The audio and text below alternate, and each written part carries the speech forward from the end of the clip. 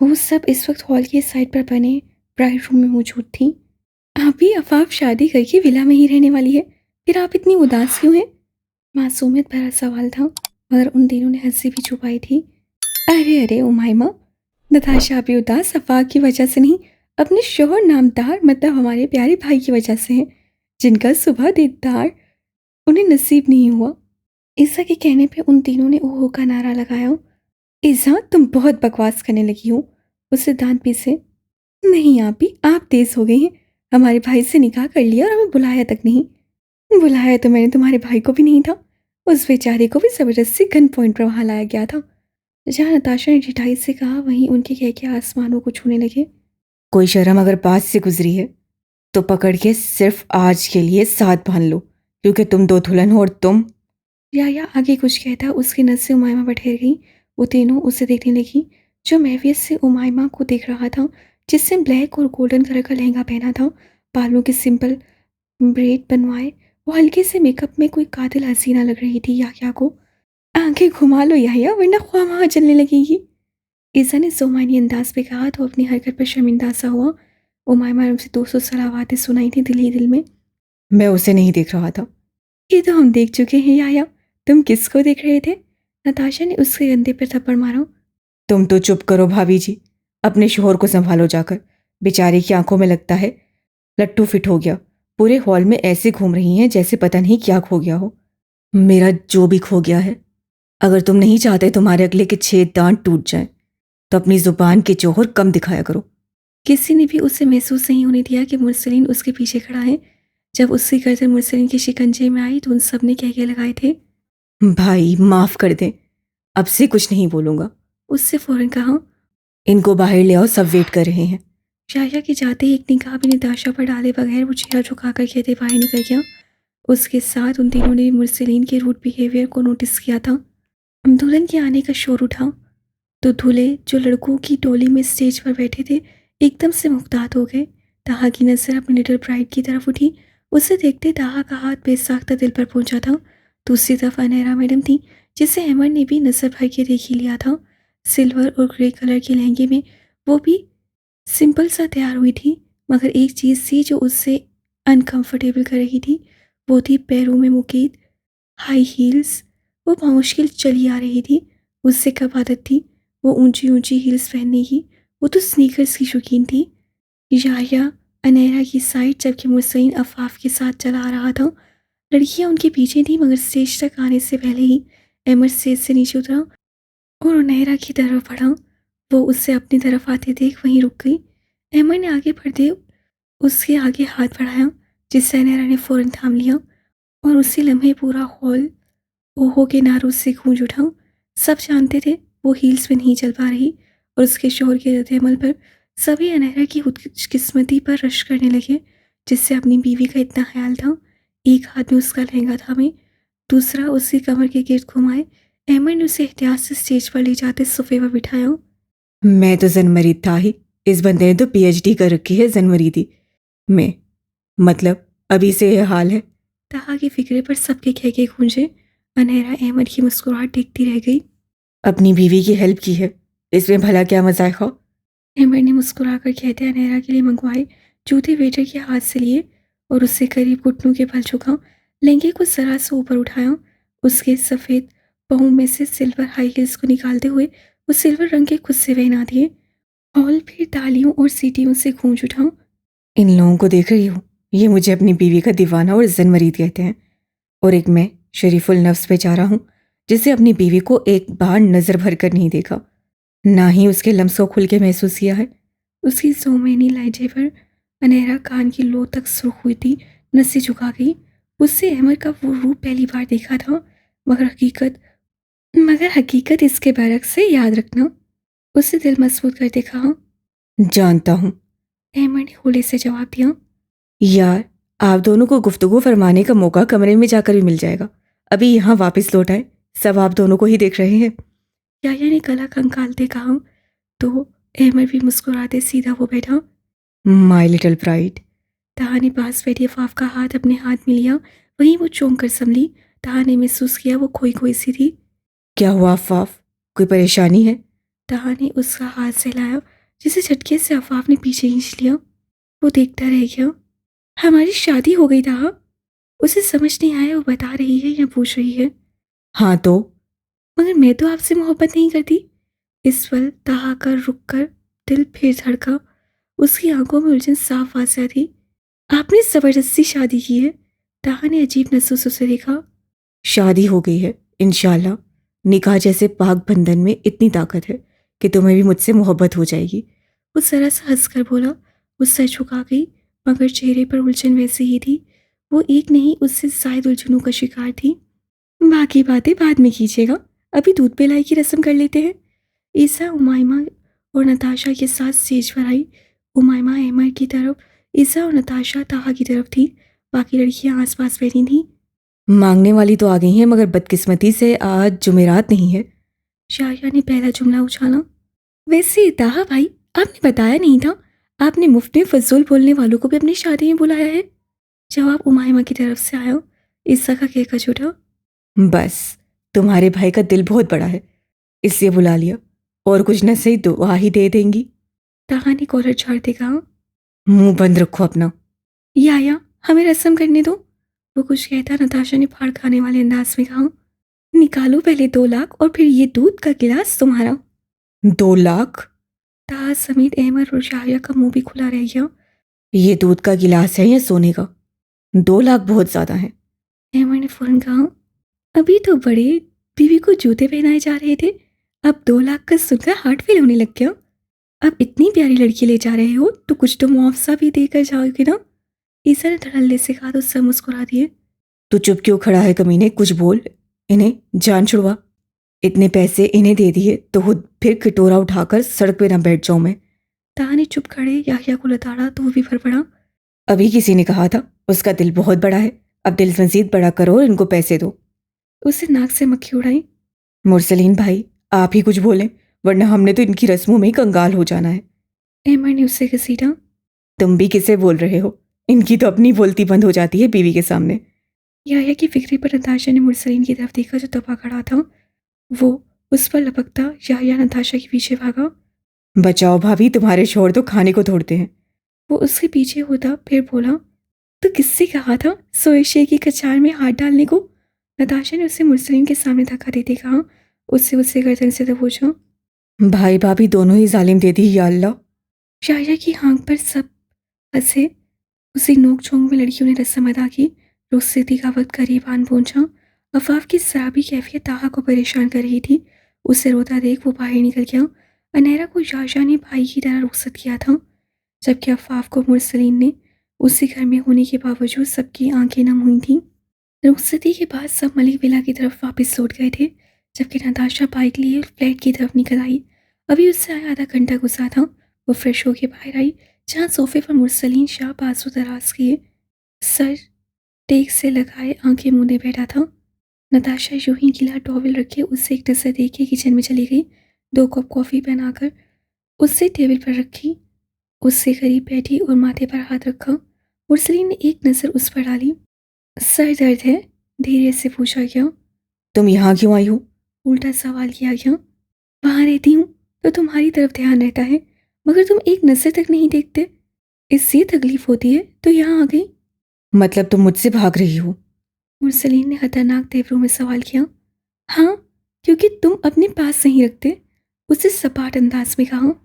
मुरसलीन बस उसे देख रहा था। ये सब भी तुम्हारी वजह से हो रहा है। मैंने तो तुम्हें नहीं कहा कि तुम मुझे यूं इग्नोर करो। लहजा रुन दिया। क्या ये नाराजगी खत्म नहीं हो सकती? मैं वादा करती हूँ दोबारा कभी तुम्हें छोड़ के नहीं जाऊंगी। मैंने भरोसा करना छोड़ दिया है। लहजा सरतरीन था। मुरसलीन, मैं शर्मिंदा हूँ। तुम अरे तुम क्यों शर्मिंदा? शर्मिंदा तो मैं हूँ। उसके अल्फाज उचकते हुए बर्फीले लहजे में खोया हुआ। और खुद से भी हूँ। अभी तुम्हारे काबिल नहीं बनाना, इसलिए। अगर मेरी ये सोच गलत होती तो मेरी बीवी मेरे अलावा कभी किसी तीसरे के पास न जाती। वो मुझसे अपनी परेशानी कहती, मगर उसने ऐसा नहीं किया। शायद उसने मुझे इस काबिल नहीं समझा। बस इसी बात की तकलीफ है जो ख़त्म नहीं हो रही मुझे। तुमसे कोई शिकवा नहीं है। तुम आज भी मेरे लिए वैसी ही खास हो जैसी पहले थी। बात खत्म किए वो उठा। शायद वो वापस जा रहा था। नताशा बेबस सी खामोश उसे देखती रही। सफ़र जवाब दे गया। जाते मुरसलीन के कानों में उसकी सिसकियाँ उभरी। वो हैरत से पलटा और चेहरे पे हाथ रखे शायद खुद पे काबू पाना चाह रही थी वो। उसके दिल में दर्द की टीस सी उठी थी। वो आगे बढ़ा और उसे गले से लगा लिया और वो उसके सीने से लगी धाड़ें मारती रोती। मुरसलीन ने उसे सोफे पर बिठाया। तकलीफ की शिद्दत थी जो वो अभी तक उसके सीने से लगी रोए जा रही थी। मुरसलीन धीरे से उसके बाल सहलाता रहा। वो रोते खामोश हो गई। कुछ पल मज़ीद खामोशी की नज़र हुए। उसकी मध्यम सांसों की तपिश गर्दन पर महसूस करते मुरसलीन ने उसका चेहरा सामने किया। वो रोते नींद की वादियों में उतर चुकी थी। नताशा को उससे कमरे में लाए कंफर्टर ओढ़ के वो पीछे हटा। नताशा ने मूंदी आंखें खोले उसकी शर्ट को बच्चों की तरह पकड़ लिया। मुझे छोड़ के नहीं जाओ, आई स्वेयर। उसे लगा अगर वो उसका हाथ अपनी शर्ट से हटाकर चला गया तो वो फिर से रो देगी। मुरसलीन सर झटकता उसके पास बैठ गया। नताशा उससे कंधे पर सर रख के कुछ ही लम्हों में गहरी नींद में डूब गई थी। मगर आपकी तबीयत ठीक नहीं है मामा, आप नहीं जाएं। और सफ़र भी रात का है, आप थक जाएंगी। क़याम ने सुमेरा बेगम से कहा, जॉन साहब के साथ इस्लामाबाद जाने की तैयारी कर रही थी। मगर हमारा जाना बहुत ज़रूरी है बेटा। कलसूम आपा से हमारे बहुत पुराने ताल्लुकात हैं, बहनों की तरह हैं। वो उनके जवान जहाँ बेटे की मौत हुई है, अगर नहीं जाएंगे तो लोग तो बातें बनाएंगे। वो भी सोचेंगी कि हमने उन्हें अकेला छोड़ दिया। उनका तो आपके डैड के अलावा कोई है भी नहीं। वही उनके लिए बाप और भाई दोनों हैं। सुमेरा बेगम ने उद्वासन लहजे में उसे समझाना चाहा। हयाम ने आर्यन की तरफ देखा जो खुद परेशान खड़ा था। तो ठीक है मामा, मैं और आर्यन चले जाते हैं, आप दोनों कल सुबह आ जाइएगा। हयाम भाभी बिल्कुल ठीक कह रही हैं मामा। भाई और वो बड़े हैं आपके बाद, तो अगर वो आपकी जगह चले जाते हैं तो मेरे ख्याल से कोई मुज़ायका नहीं होगा। हमसा ने भी अपना पॉइंट ऑफ व्यू दिया। अच्छा तो ठीक है, आप दोनों चले जाएं, हम कल सुबह वहाँ आ जाएंगे। वलीमा बात के लिए पोस्टपोन कर दिया गया। मेहमान भी जा चुके थे। आर्यन और हयाम बच्चों और सबसे मिलकर इस्लामाबाद के लिए निकले थे। इज़्ज़ा ने उन्हें अल्लाह की अमान में रुखसत किया और वो उनके वापस आने का बेसब्री से इंतज़ार करने लगी। वो जितनी जल्दी उनसे सिकंदर के मुतालिक बात करना चाहती थी उतना ही लेट हो रहा था। मगर उससे और मलिक विला को क्या खबर थी कि कल का दिन उन्हें ज़िंदगी का क्या नया रूप दिखाने वाला है। वो काफ़ी देर बाद कमरे में वापस आया मगर कमरे में बिखरी चीज़ें देख उसका तो दिमाग ही घूम गया। घूम फिर के कमरा देखा, उसका रूम ही था। फिर अफ़ाफ को ढूंढना चाहा जो वहाँ नहीं थी।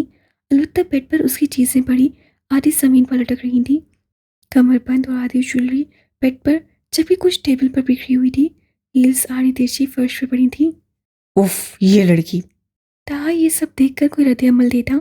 हवा में उड़ता कंफर्टर उसके मुंह पर गिरा। फिर वो कंफर्टर उसके सर पर ही आधा रह गया जिसका फ़ायदा उठाते उसकी नई नई शेरनी बनी दुल्हन, जिसको वो इनोसेंट लिटिल ब्राइड कहता था, उससे अपने शिकंजे में ले चुकी थी। ताहा कंफर्टर के अंदर दम साधे खड़ा था। वो भाग कर आई, उसके गिर्द हसार बांधा, ऐसे जैसे उसके बाजुओं की मजबूत ग्रिप से वो कभी आज़ाद नहीं हो पाएगा। फिर मतलूबा शय निकाली और उसके हाथ बाहर निकाले, उन पर हथकड़ी डाल दी। ताहा कंफर्टर के अंदर खड़ा उसकी हरकतों से महसूस होता मुस्कुरा रहा था। फिर अफ़ाफ ने अपना अजीम कारनामा सर अंजाम दिया और हाथ झाड़े उस पर से कंफर्टर खींचा। ताहा के बाल बिखर के माथे पर गिरे। उससे सामने खड़ी अपनी लिटिल फ्राइड को देखा जो कमर पर हाथ रखे चेहरे पर दुनिया जहाँ की मासूम सजाए तालियां बजा रही थी। ताहा ने सीने में अटकी सांस को खारिज किया। ये सब क्या है शहजादी? इंतहाई मोहब्बत से इस वक्त सार किया गया। ये आपकी सजा है मुझसे ज़बरदस्ती शादी करने की। ज़बरदस्ती के शोहर, उसे नाक सुखेड़ते कहा। तो मुझे हथकड़ियाँ लगाकर आप मुझे सजा दे रही हैं शहजादी साहिबा? जी बुरे हस्बैंड, मैं यही कर रही हूँ। ताहा ने आगे बढ़कर अपनी हथकड़ी लगे हाथ उसके गर्दन में डाल दिए। ऐसे तो फिर आप भी सजा के हकदार हैं, क्योंकि अब आप मेरी बीवी के ओहदे पर हैं। और एक मासूम पुलिस इंस्पेक्टर को हथकड़ी पहनाकर अगर आप समझती हैं कि आप मुझे सजा दे सकती हैं तो ये आपकी सबसे बड़ी गलतफहमी है शहजादी साहिबा। उसका गाल सहलाते ताहा ने उससे महवियत से देखा। अफ़ाफ को लगा वो बहुत बड़ी गलती कर चुकी है। आगे खोते उससे ताहा की गर्दन पर अपने दांत गाड़ दिए और लब पीछे आंखें मीच कर उसकी मासूम से तशद्दुद पर साकित खड़ा रहा। अफ़ाफ झटके से पीछे हटी और उसकी गिरफ्त से आज़ाद हो गई। तो आप भी ना भूलें, मैं भी अफ़ाफ तामीर हूँ, एक गुस्से वाले पुलिस इंस्पेक्टर की बीवी। गलतफहमी को हकीकत बना सकती हूँ। सीने पर हाथ बांधे वो एक अदाज से कहती बेड से उतर गई। ताहा तो उसकी अदाओं पर ही चारों खाने चित हो गया था। बेड पर ऊंधे मुंह गिरे उससे गहरा सांस भरा। ये लड़की एक ही दिन में इनोसेंट तितली से खूंखार शेरनी पता नहीं कैसे बन गई। गर्दन पर जलन महसूस करते उससे आह भरी। वो उठा, कमरे में वो नहीं थी। ताहा मुस्कुराया। उसकी खुशकिस्मती के लिए यही काफ़ी था कि वो लड़की अब उसकी बीवी थी, उसकी मलकियत। हथकड़ी लगे हाथों से उसकी हील्स उठाए बेड की साइड पर रखी। चुनरी और ज्वेलरी सोफे पर रखी और कमरे से मुलाका कमरे में गया जहाँ का सुकून उसकी सोच के मुताबिक था। वो उसका स्टडी रूम था, मगर अपनी लिटिल ब्राइड के लिए ताहा मीर ने उसमें चेंजेस करवाए थे। दीवार पर बड़ी सी एलसीडी और सोफा सेट रखवाया, साथ ही एक छोटी सी फ्रिज भी, क्योंकि उसकी लिटिल ब्राइड को आधी रात को भूख लग जाया करती थी। वो कमरे में आया जहाँ वो लेस का पैकेट रख के सोफे पर बैठी, टांगे टेबल पर रखे सामने स्क्रीन को महवियत से देख रही थी। ताहा भी उससे करीब बैठ गया। वो शक उससे बागौर देखता रहा, जैसे आसपास का कोई होश ही नहीं था। बिलाहिर अफसोसनाक नजर अपनी नई नवेली दुल्हन पर डाली, फिर अपनी हथकड़ी वाले हाथ को देखा उसने। एक नज़र सामने स्क्रीन पर डाली जहां ब्यूटी एंड द बीस्ट चल रही थी। वो यकीनन इस कराए अर्ज पर पहली बीवी होगी जो अपनी शादी वाले दिन शोहर को हथकड़ी लगाए खुद मस्जिद से बैठी कार्टून देखने में महू थी। तुम फ्रेश हो जाओ और अगर भूख लगी हो तो फ्रिज में खाना रखा है। मुझे कुछ नहीं चाहिए, बस कुछ देर अकेला छोड़ दो। चुनरी उतार कर दूर उछालती वो नंगे पांव बेलकोनी में आ खड़ी हुई। अहमद शाह ने उचका फ्रेश होने चला गया। वापस आया तो वो अभी तक वहीं खड़ी थी। उसे समझ नहीं आ रहा था उस सामने वाले को पल में उलझा के रख देने वाली लड़की आज खुद कौन सी उलझनों का शिकार हो गई थी। उसकी खामोशी से उससे कोफ्त होने लगी। वो भी बेलकोनी में आ खड़ा हुआ। कोई परेशानी है? नहीं, उसे नफे में सर हिलाया। किसी को मिस कर रही हो? अनेरा ने इस बात में सर हिलाया। अहमद ने बेसाख्ता गहरी सांस खींची। किसी से मोहब्बत करती थी क्या तुम? पूछ तो ऐसे रहे हो जैसे तुम्हारी अरेंज मैरिज हुई हो। बोलो नहीं, ये शादी मेरी ही जिद की वजह से हुई है। जब तुम्हारी जिद पूरी हो गई तो फिर क्या मसला है? शक्ल पर 12 क्यों बजे हुए हैं? उससे उलझ कर पूछा। कुछ रिश्ते जब जिद की बुनियाद पर जोड़े जाएं तो सिर्फ अना को तकसीम मिलती है, रूह को सुकून नहीं।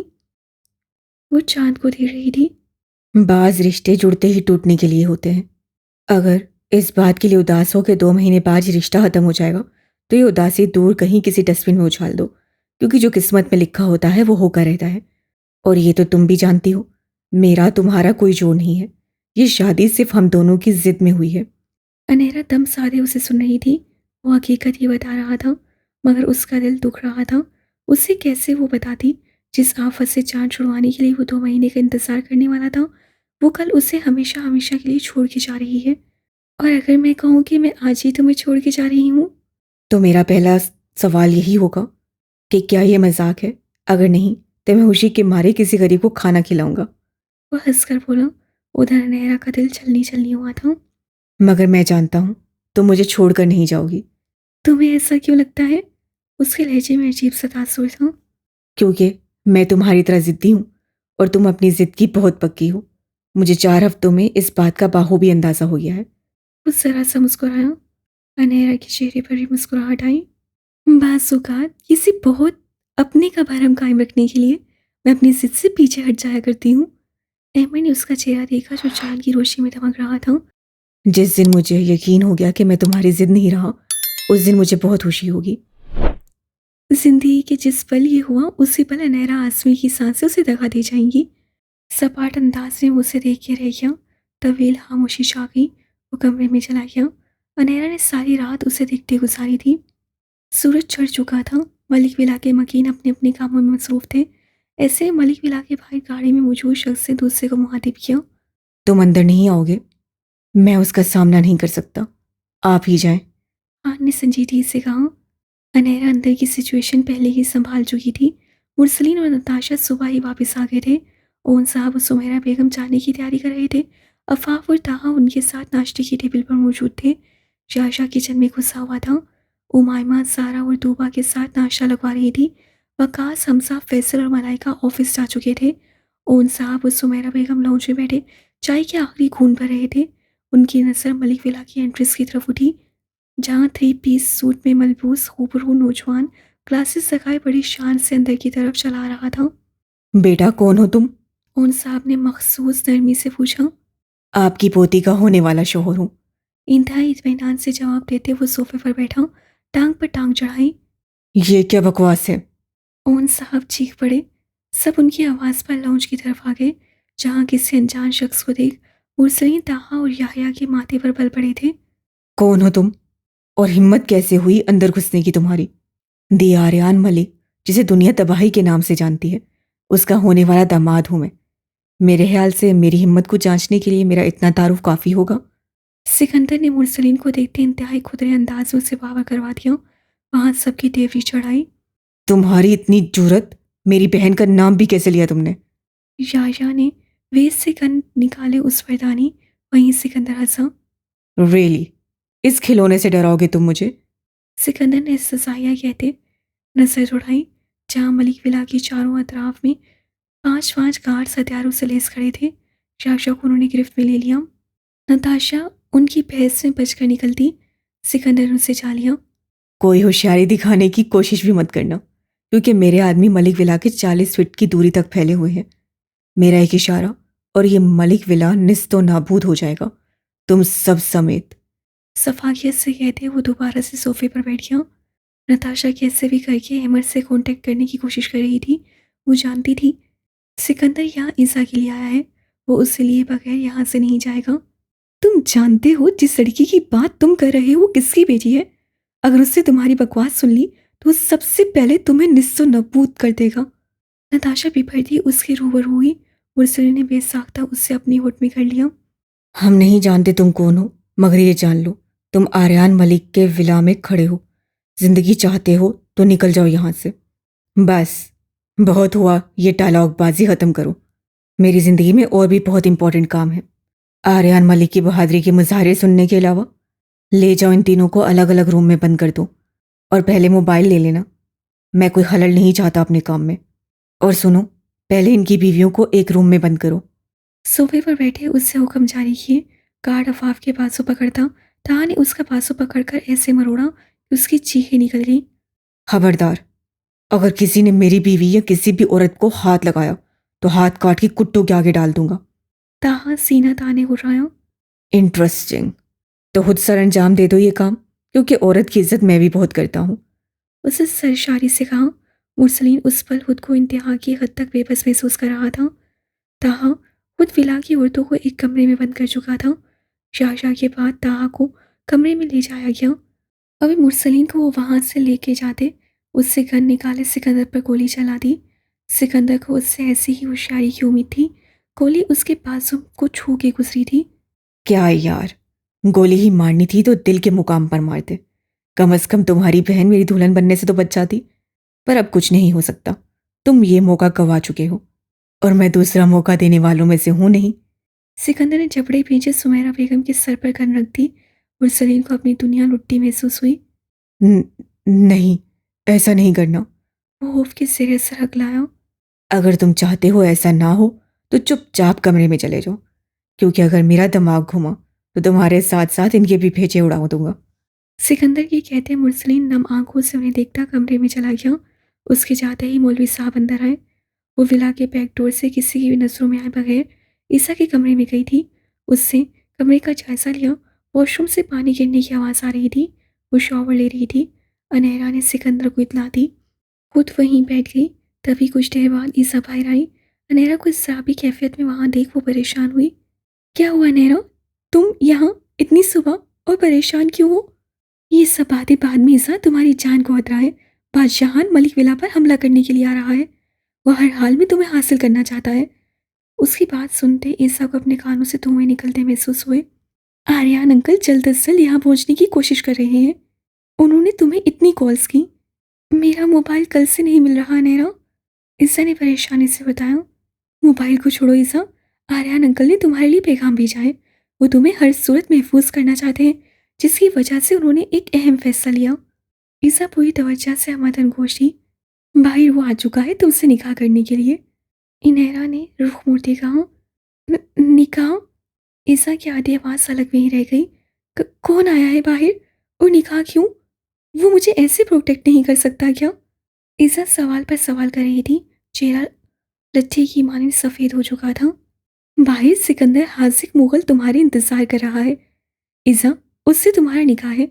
आर्यन अंकल ने कहा है वो तुम्हें अपने साथ ले जाएगा कुछ दिनों के लिए। मगर निकाह क्यों अनहरा? इज़ा तसबसब का शिकार हुई। क्योंकि वो तुम्हें यूं ही किसी नामहरम के हवाले नहीं करना चाहते। और ईसा का दिल थक थक हो रहा था। अनहरा ने एक और छूट खड़ा। नताशा अभी कल ही उन्हें तुम्हारी पसंदीदी के मुतालिक भी बता चुकी हैं, इससे उन्होंने ये फैसला लिया है। वॉट? ईसा को 440 वॉट का झटका लगा। अपना प्लान वो आर्यन की मौजूदगी में सर अंजाम देने वाले थे। उन्हें मालूम था आर्यन और ईसा दोनों ही कभी इस निगाह पर ज़बरदस्ती राजी नहीं होंगे। मगर सिकंदर हासिम मुगल ने तय कर रखा था वो कल की डेट में हर हाल उसे अपने नाम कर लेगा। इसके लिए उसे भी चाहे तमाम मलिक विला की लाशें ही क्यों ना बिछानी पड़े ईसा के सामने। मगर उनकी खुशकिस्मती ने दस सकती जब उन्हें खबर मिली आर्यन मलिक लाहौर में मौजूद नहीं है। इस बात का फ़ायदा उठाते एक नया प्लान बनाया गया जिसके तहत वो ईसा से ज़बरदस्ती नहीं आर्यन का हवाला देकर निकाह करने वाला था। वो जानता था ईसा मलिक पूरी दुनिया में सिर्फ आर्यन मलिक की बात कभी नहीं डाल सकती। अनहरा ने उसका मोबाइल कल ही छुपा दिया था जिसकी वजह से उन्हें मज़ीद आसानी हुई थी। अनहरा उसे सब समझाते नीचे आई जहाँ वो सोफे पर बैठा था। सीढ़ियों के सीनों से नीचे उतरती वो सफ़ेद कलियों वाले पैरों तक आते फ्रॉक में आसमान से उतरी कोई हूर लग रही थी। सिकंदर यकटक उसे देख रहा था। उसे देखते वो उनके साथ बैठी बूढ़ी हस्सियों की तरफ मुड़ा। एक लफ्ज़ आप दोनों की ज़ुबान से अदा ना हो। गवाह के तौर पे आप दोनों यहीं रहेंगे, मगर कोई भी होशियारी नहीं, वरना इससे तो निकाह में कर ही लूँगा। पर आप दोनों समेत अंदर मौजूद एक एक शख्स को बदतरीन मौत से भी नवाजूंगा। तुम पछताओगे। तुम्हें जहन्नुम में भी जगह नहीं मिलेगी। तुम दरिंदे हो, छोड़ दो मेरी पोती की जान। वो बहुत मासूम है। कौन साहब पहले अशयाल से भी तकलीफ की ज्यादा से सामने बैठे सफाक शख्स के सामने हाथ जो तक जोड़ चुके थे, मगर वो हंसकर खामोश हो गया। वो 3 बहादुर बेटों और एक बहादुर बेटी के बाप आज उनके होते हुए भी खुद को बेबसी की इंतहा पर महसूस कर रहे थे। उनकी नज़रों के सामने से कोई उनकी पोती से ज़बरदस्ती निकाह कर रहा था और वो कुछ नहीं कर पा रहे थे। वो धीमे कदम उठा दी उसके सामने वाले सोफे पर बैठ गई। सुमेरा बेगम वहां जाते सिकंदर की घोड़ी पर वहीं टिक गई। ईसा ने नजरें उठाई। सामने ही वो 3 पीस में मलबूस मकरूर शहजादा आंखों में अनोखी चमक लिए उसे निहार रहा था। दिल बिला इख्तियार होकर धड़का। उससे उन साहब और सुमेरा बेगम की तरफ देखा जो ज़बरदस्ती की मुस्कुराहट सजा के बैठे थे। उससे एक बात ठटकी, वहाँ कोई और मौजूद नहीं था। वो भी कुछ बोलती पीछे खड़ी अनहरा ने उससे कंधे पर दबाव डाला और आंखों से खामोश रहने का इशारा दिया। ईसा नासमझी से उसे देखती सर झुका गई। सर पर उससे सफ़ेद रंग का दुपट्टा उड़ा हुआ था। निकाह शुरू हुआ। सिकंदर हाजिक मुगल, वल्द अदनान मुगल। आपका निकाह इज़ा आर्यान मलिक, वल्द आर्यान मलिक से किया जाता है। क्या आपको कबूल है? सिकंदर जो सोफे से टेक लगाए बैठा था, कबूल है। वो 2 लफ्ज़ उससे इंतहाई दिलचस्पी से कहे थे। उसके लहजे से फूटती हैरतंगेज़ खुशी की रुमक वो जीत की सरशारी की वजह से थी। निकाह के तकाज़े इस तरफ मुकम्मल हुए तो मौलवी साहब ईसा की तरफ आए। इज़ा आर्यान मलिक, वल्द आर्यान मलिक। आपका निकाह सिकंदर हाजिक मुगल, वल्द अदनान मुगल से तय पाएगा। हक महर के मुताबिक सिक्का राइजुल वक्त 1 करोड़ रुपए में किया जाता है। क्या आपको ये निकाह कबूल है? हक मेहर की रकम पर ईसा ने चौंक कर गर्दन उठाई।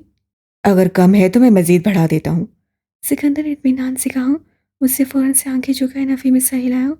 तो किस चीज़ का इंतज़ार कर रही हैं? जवाब दें। सिकंदर ने नरमी से कहा। ईसा ने ज़ोर से आंखें मीची। दिल था जो अलग ही ले पर धड़क रहा था। अजीब से वसवसों में घिरा हुआ था। वो उसकी तब की मोहब्बत थी जब उसे मोहब्बत लफ्ज़ सीखना भी नहीं आता था। आज वो नसीब में लिखा जा रहा था। मगर उसका रुआं रुआं जाने क्यों कांप रहा था। अपनी हालत उसकी समझ से बाहर थी। इज़ा आर्यान मलिक, वल्द आर्यान मलिक। आपका निकाह सिकंदर हाजिक मुगल, वल्द अदनान मुगल से तय पाए गए हक महर के मुताबिक सिक्का राइजुल वक्त 1 करोड़ में किया जाता है। क्या आपको ये निकाह कबूल है? मौलवी साहब फिर बोले। वो खामोश बैठी थी। सिकंदर के माथे पर पल पड़े। इज़ा आर्यान मलिक, वल्द आर्यान मलिक। आपका निकाह सिकंदर हाजिक मुगल, वल्द अदनान मुगल से किया जाता है। क्या आपको ये निकाह कबूल है? सवाल फिर दोहराया गया मगर वो यूं ही बर्फ़ का ढेर बनी हुई बैठी थी। सिकंदर ने उनकी तरफ देखा तो सुमेरा बेगम उसकी लहू छलकाती आंखें देख बोल उठी, ईसा बेटा जवाब दे। वो जुमला कहते उनके हलक में आंसू और कोलाहट का था। ईसा ने मिची आंखें खोली, गहरी सांस भरी। उसके बाप ने उसके लिए जो भी फैसला लिया है बेहतर नहीं बेहतरीन होगा, उससे खुद को तसल्ली दी। कबूल है, कबूल है, कबूल है, उससे कहते तवील सांस हवा के सपुर्द कर दी।